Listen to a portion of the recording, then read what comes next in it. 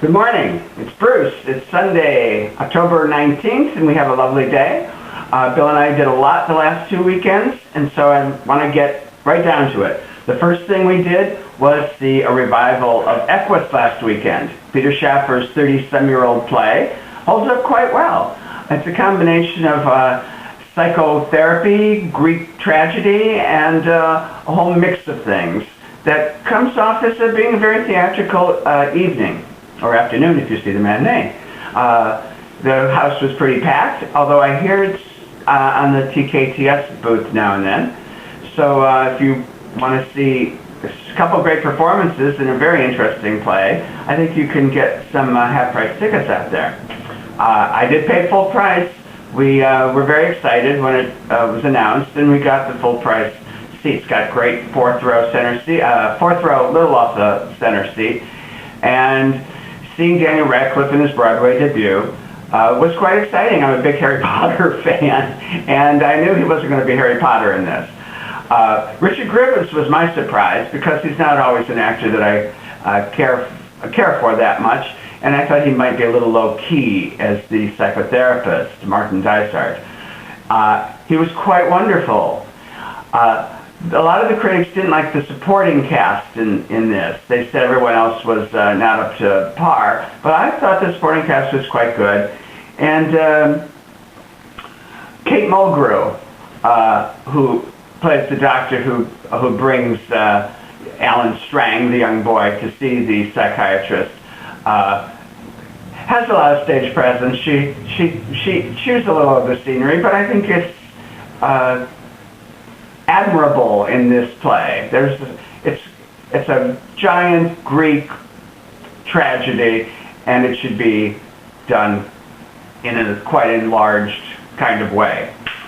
Thea Sharrock directed it, and John Napier designed it. You know, John Napier, I believe he designed the horses. There are 6 horses on giant metal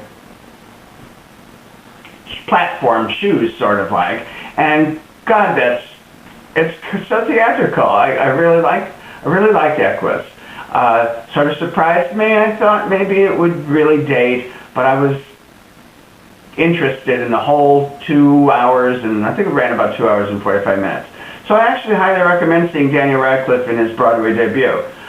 Very intense young actor in a very intense young role, and he's worked very hard at it, but it doesn't show. I'm not saying that he shows a lot of hard work on stage. He has an intensity and brings that character and all his troubles to life. So, double thumbs up for Equus.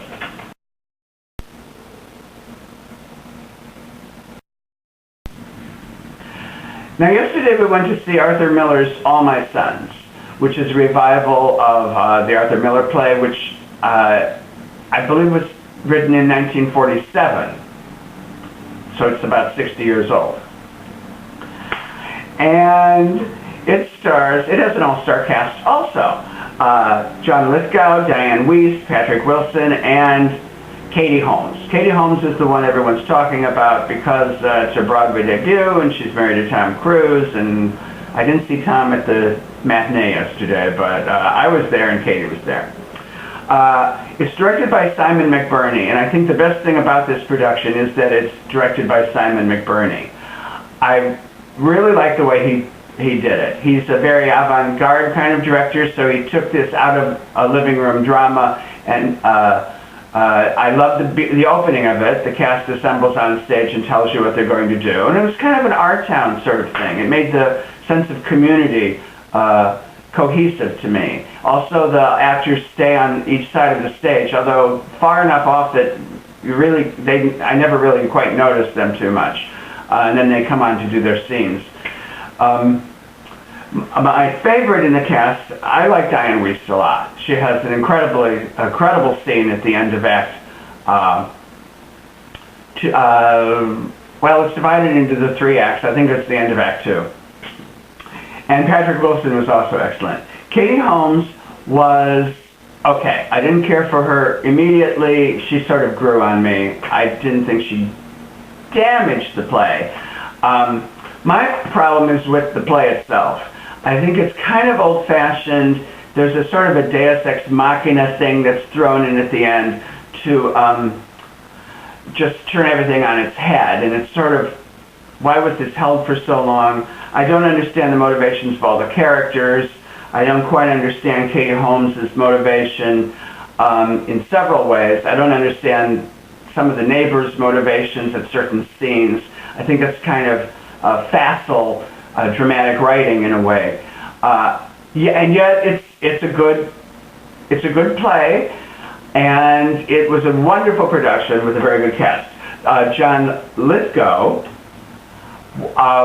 was quite amazing. It's not a kind of role you would see him in. He even said on an interview yesterday that I saw that he's rather more of an aesthete, and this is a working class man, so he worked very hard at it. I don't think he gets all the emotional high points at the end. I thought it was a little stagey in some of the emotional acting, but all in all, I give it a 1 thumbs up, and it's really worth seeing McBurney's efforts in directing this piece and bringing it into a modern, not a modern setting, it's a modern way of showing what was going on back there in the 40s. It's a play that takes place after World War II. So 1 thumbs up, and again, I paid full price. We had a very nice front mezzanine seat, first row mezzanine center, and I like to see these great casts from a really good vantage point, and I bite the bullet and pay that $116 for a play. Who knew?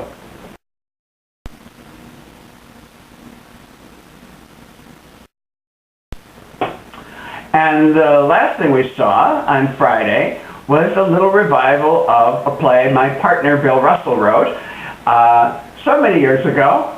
I can't quite remember, 20-some, and it's called Elegies for Angels, Punks, and Raging Queens. It's an AIDS piece, and they're doing it for, I believe, just four or five performances at the Laurie Beachman Theater, located in the lower level of the West Bank restaurant on 42nd Street and 9th Avenue. In fact, we're going again tonight because there's a benefit hosted by Tim Gunn.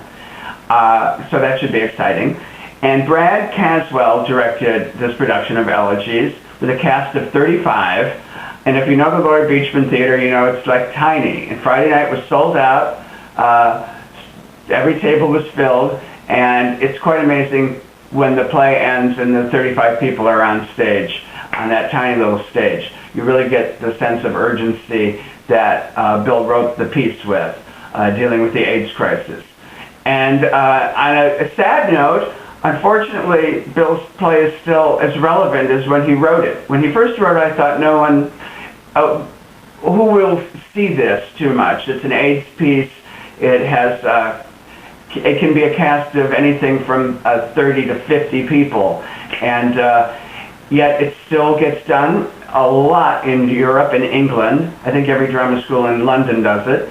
And this production was directed by Brad. It had me in tears. Bill's words still ring so true in some of these scenes. It also has a lot of funny parts in it, so it's not just a downer, and it's got a great score.